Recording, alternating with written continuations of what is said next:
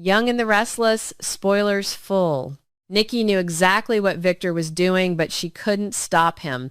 Nikki called a family meeting and everyone voted to either support Victor or crush him. Nikki knew Jack had done nothing wrong, but Victor was constantly jealous of and tormenting him, so she was furious. The coldness in his voice, his absolute refusal to even consider releasing Jack Abbott filled Nikki with a disgust she had never fully allowed herself to feel before. Nikki said, "Stop it or we'll get a divorce. I don't want to live with a man like you." Nikki's voice trembled, not from weakness, but from the power of emotions she had suppressed for so long. She exposed him not just for what he was doing, but for the pattern that had clung to him his whole life. Manipulation, control, the belief that he had the power to decide the fate of everyone around him. Victor said, "Be quiet and I will regain my strength. We will be happy again." Nikki didn't need power. What she wanted was a peaceful life. Power belonged to the children. Let our children have their say. To him, this wasn't a moral debate. It was a matter of power. And then the others arrived. Adam Newman, Victoria Newman, and Nick Newman entered not as a united front, but as individuals drawn to the same urgent demand. Victoria said her father should stop or it would be too late and they would end up in prison. Each of them carried their own memories of Victor, their own scars, their own complex loyalty, but in that moment they weren't speaking as rivals or discordant siblings. They were speaking as people who understood that things had gone too far. They demanded answers. They demanded accountability. And above all, they demanded that Victor cease any role he might have played in Jack's imprisonment. For a brief moment, there seemed to be a crack in Victor's shell, not because he agreed, but because the power of opposition was so overwhelming and undeniable. His entire family stood before him, united in a way they rarely did all at once against him. But Victor Newman did not succumb to the pressure. He reacted, and that reaction was brutal. Instead of listening, instead of negotiating, instead of even pretending to consider their request, Victor exploded. His rage filled the room like a raging storm. He began grabbing everything, anything within reach and tossing it aside violently. Personal belongings, symbols of presence, reminders that these people belonged to his home. He tossed them aside as if they were meaningless. Nikki's things, Victoria's things, Nick's things, all were discarded. The message was clear. This was no longer their home.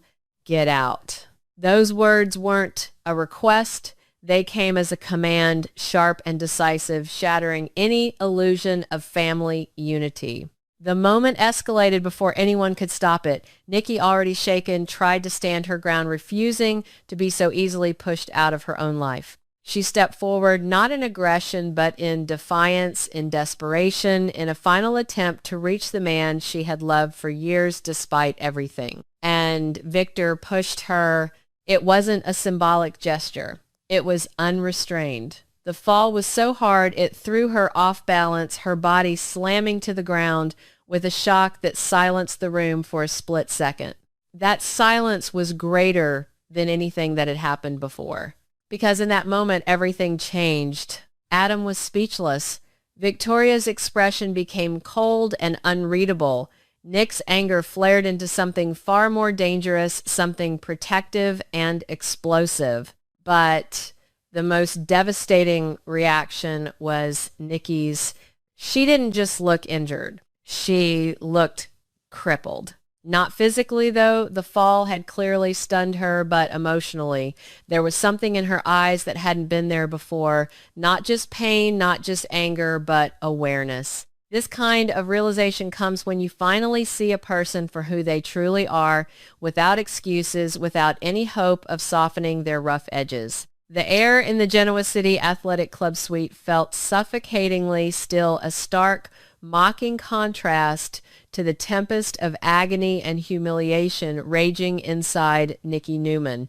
She stood motionless by the floor-to-ceiling window, gazing out at the glittering, indifferent skyline of the city she had helped rule for decades. But she didn't see the city lights. All she could see was the cold, unyielding glare of her husband, Victor Newman. The phantom sting of his dismissal still burned her cheeks, a visceral reminder of the moment he had callously thrown her out of the Newman ranch. That sprawling estate was supposed to be their sanctuary, the fortress of their legacy, but it had become the very site of her ultimate degradation. The revelation that had shattered her world was still echoing in her mind like a death knell. Victor had orchestrated the kidnapping of Jack Abbott. Jack, a man who had been a friend, a confidant, a pillar of decency in Nikki's chaotic life. Victor hadn't just removed a business rival, he had callously locked Jack on a yacht, leaving him at the mercy of the deeply unstable Patty Williams. It was a line Nikki had genuinely believed even the great Victor Newman would never cross. It wasn't merely a ruthless business tactic, it was a sadistic, God-complex manipulation that humiliated Nikki to her very core. For decades, Nikki had been Victor's unwavering defender, his ride-or-die compromising her own moral compass time and time again to stand by his side. She had turned a blind eye to his ruthlessness, justifying his actions as necessary evils to protect their family. But when she had finally confronted him about Jack, begging him to show a shred of humanity, Victor had looked at her not as a wife, but as an insubordinate employee. He had told her that if she wasn't interested in supporting his empire, he didn't need her. As she replayed his cruel, dismissive words, the crushing weight of her grief metamorphosed into a glacial, terrifying resolve. She would no longer be the compliant wife, the collateral damage in his endless war games. If Victor wanted to play God with people's lives, she would show him exactly what happened when his most devoted disciple became his most dangerous adversary. She was going to tear down the pedestal she had spent a lifetime helping him build. Nikki turned away from the window, her eyes locking onto the sleek black smartphone resting on the mahogany desk. She needed an ally. She needed someone who possessed the same venomous hatred for Victor, someone who operated in the shadows with the kind of ruthless efficiency Victor himself employed. Her mind instantly went to the fiery redhead she had bumped into in the lobby just hours ago, Phyllis Summers. Phyllis was currently embroiled in her own bitter war with Victor holding the Chancellor assets that Victor was desperate to reclaim. Phyllis was a survivor, a hacker, and a woman who understood the art of vengeance better than anyone in Genoa City. Nikki picked up the phone.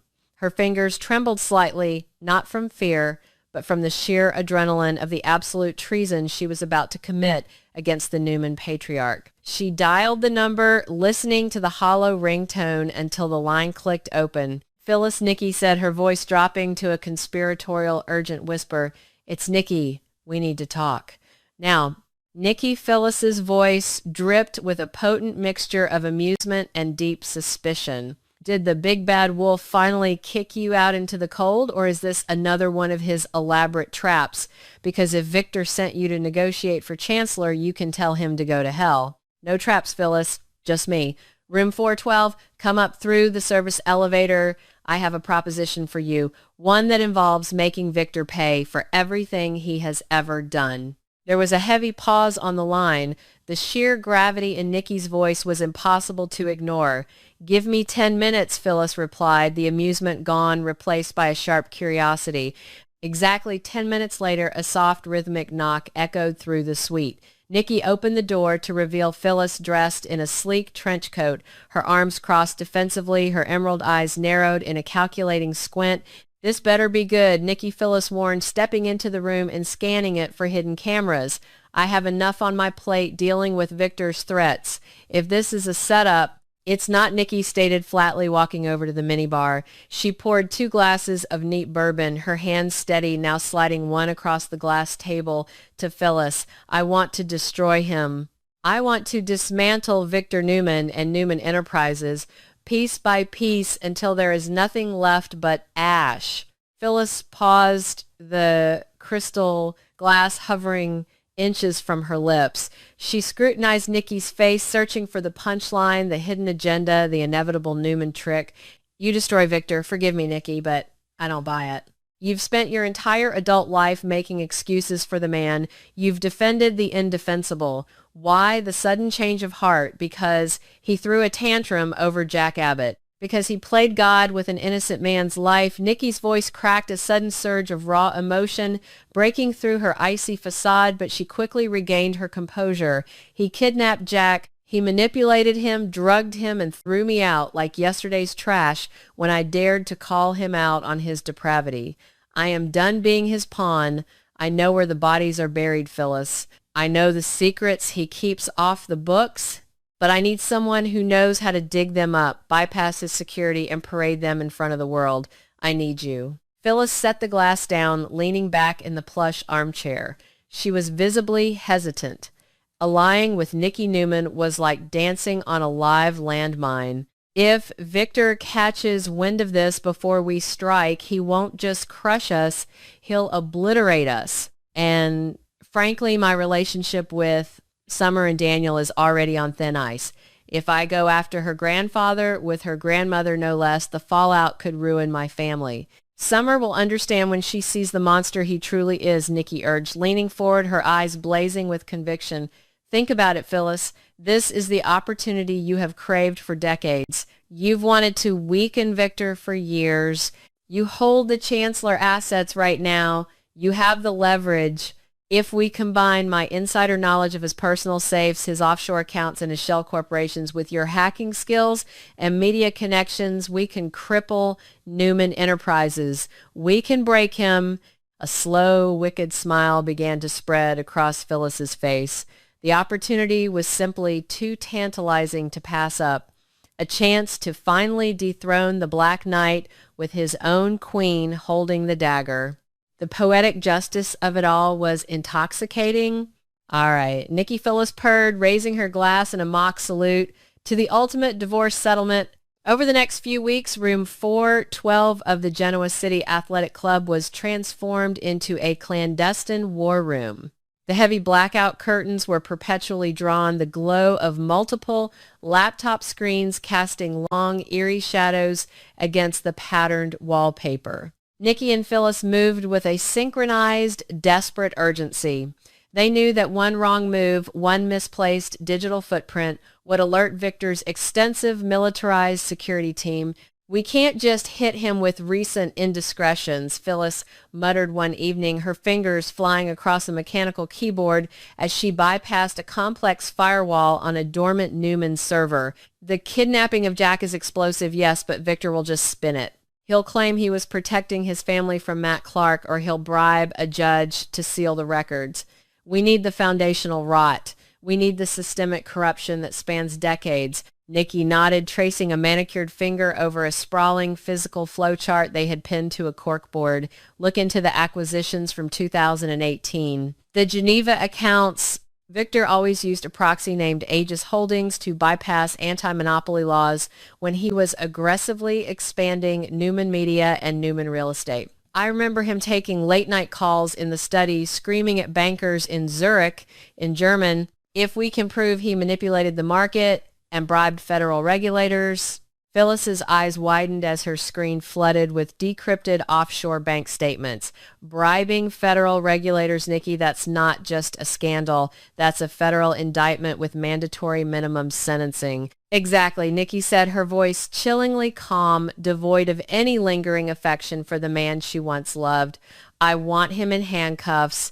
They worked through the nights fueled by black espresso and a shared burning vendetta. Nikki provided the passwords she had memorized over decades of looking over Victor's shoulder, the hidden safe combinations at the ranch, and the names of the ruthless fixers Victor thought no one knew about. Phyllis used her unparalleled tech prowess to follow the breadcrumbs, decrypting files that had been buried under layers of sophisticated corporate obfuscation. The deeper they dug, the more horrifying the truth became. Victor's empire, the glittering jewel of Genoa City, was built on a foundation of blackmail, extortion, and ruined lives. They uncovered a massive paper trail linking Victor to the deliberate sabotage of rival companies, orchestrating stock crashes to buy out competitors for pennies on the dollar. Look at this. Phyllis gasped, pulling up a series of scanned documents bearing Victor's unmistakable signature. He didn't just outmaneuver the competition, he hired private military contractors to intimidate union leaders in South America during the Newman Energy expansion. He paid them off through a shell company in the Cayman Islands. He funded paramilitary violence, Nikki. Nikki felt a wave of profound nausea wash over her, but she forced herself to look at the screen. The man she had loved, the father of her children, was a ruthless syndicate boss masquerading in a bespoke suit. Print it, Nikki ordered, her voice shaking with suppressed rage. Print everything. We need hard copies.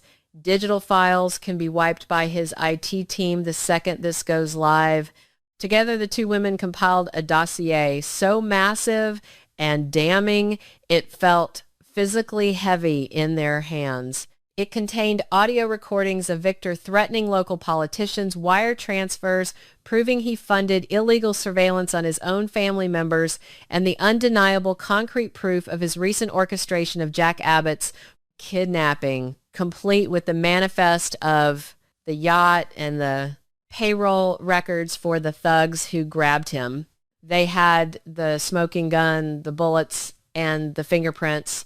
Now came the most dangerous part, the execution. If they simply handed the dossier to the Genoa City Chronicle, Victor would have an injunction slapped on the publisher before the ink was dry, and his legal team would bury the story. They needed a decentralized, overwhelming flood of information that Victor couldn't plug no matter how much money he threw at it. We use my private network, Phyllis explained, pacing the room with a burner phone in hand, the glow of the screens illuminating her intense expression. I have contacts at international news syndicates, independent investigative journalists who despise corporate billionaires, and whistleblower platforms hosted on servers outside of U.S. jurisdiction.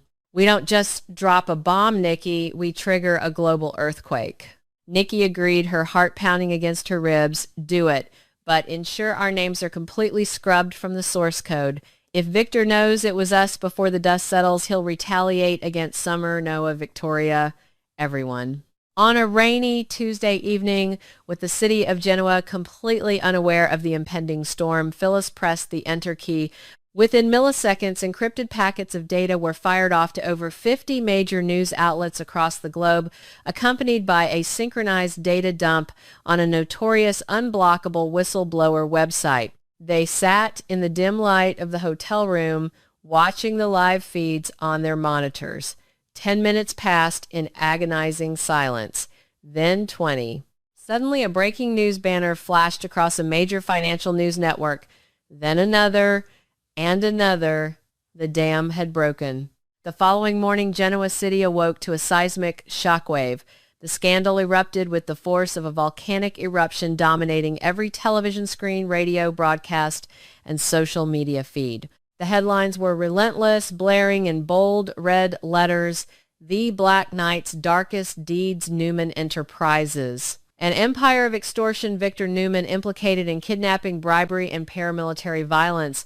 Newman Enterprises was instantly thrust into the eye of a Category 5 media storm. The towering glass skyscraper in downtown Genoa City was besieged by hundreds of aggressive reporters, satellite news vans, and furious protesters holding signs demanding justice. Shareholders panicked, initiating a massive, unprecedented sell-off that sent Newman Enterprises stock plummeting into a freefall within the first hour of trading. Billions of dollars in market cap vanished into thin air. Inside the GCAC, Nikki watched the chaos unfold on the television, a complex cocktail of vindication and profound sorrow swirling in her chest. She had done it. She had brought the untouchable Victor Newman to his knees. Phyllis stood beside her, a triumphant, predatory smirk playing on her lips as she watched the financial ticker bleed red across the bottom of the screen. "Well," Nikki Phyllis murmured, crossing her arms, "I'd say we definitely got his attention." At the Newman Ranch, the atmosphere was one of sheer, unadulterated panic. Victor Newman was experiencing a loss of control unlike anything he had ever faced in his long, ruthless life. He stood behind his grand desk, roaring orders into his phone, his face a mask of purple fury, the veins in his neck bulging. "I don't care what the SEC says. Get my lawyers on the phone right now, shut down the servers, issue a blanket denial, and find out who the hell leaked this." Victor bellowed, slamming the receiver down so hard the plastic cracked. But there was no stopping the hemorrhage. His personal reputation, carefully curated over decades as a tough but respectable titan of industry, was being shredded in real time. Pundits on television were calling for his immediate arrest. The revelation of Jack Abbott's kidnapping was the final nail in the coffin of public opinion. The Abbott family immediately seized the narrative. Billy and Kyle held a highly publicized, emotionally charged press conference denouncing Victor as a criminal mastermind who belonged behind bars, publicly confirming the horrifying details of Jack's ordeal on the yacht. Victor's crisis management team was completely paralyzed. Every time they attempted to draft a denial, a new piece of irrefutable evidence from the dossier was published online. The audio recordings of Victor's threats went viral, his deep, menacing voice echoing across the internet. His legacy was burning to the ground, and for the first time in his life, Victor Newman looked out at the impending ruin and realized he had no leverage left. He was trapped in a cage of his own making. The fallout within the Newman family was catastrophic, tearing the dynasty apart at the seams. Victoria Newman, who had initially defended her father's aggressive tactics regarding the Chancellor assets, was left utterly blindsided and humiliated by the sheer scale of his criminality. Facing immense, crushing pressure from the board of directors, Victoria was forced to call an emergency meeting. With tears in her eyes but a steely resolve in her voice, she publicly distanced herself from Victor, demanding his immediate resignation from the company to salvage whatever was left of Newman Enterprises. Nick Newman, already furious over Victor's interference in his life and the kidnapping of Jack, completely severed all ties with his father. He arrived at the ranch not to offer support, but to deliver a blistering condemnation. "You brought this on yourself, Dad," Nick spat, standing in the doorway of Victor's study, his voice shaking with disgust.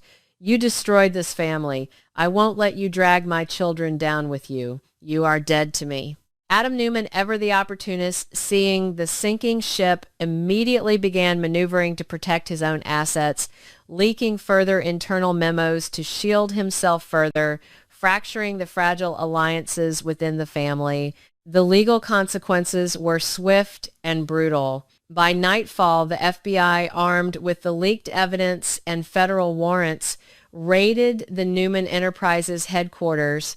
Agents swarmed the building, seizing servers' hard drives and boxes of physical documents. Subpoenas were issued to every member of the executive board.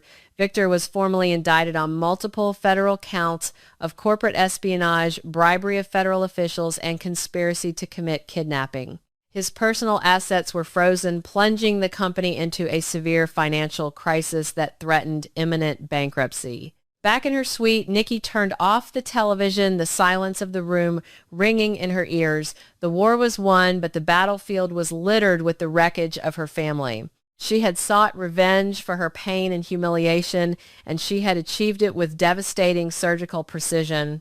Victor Newman's reign of manipulation and terror was over, brought down not by a corporate rival or a federal agency, but by the two women who knew exactly where to strike. Nikki poured herself a final glass of water, walking back to the window to look out at the Genoa city skyline once more. The storm was still raging outside, but for the first time in her life, she was the one who had conjured the lightning. And as she looked at her reflection in the glass, she knew she would never let anyone control her again.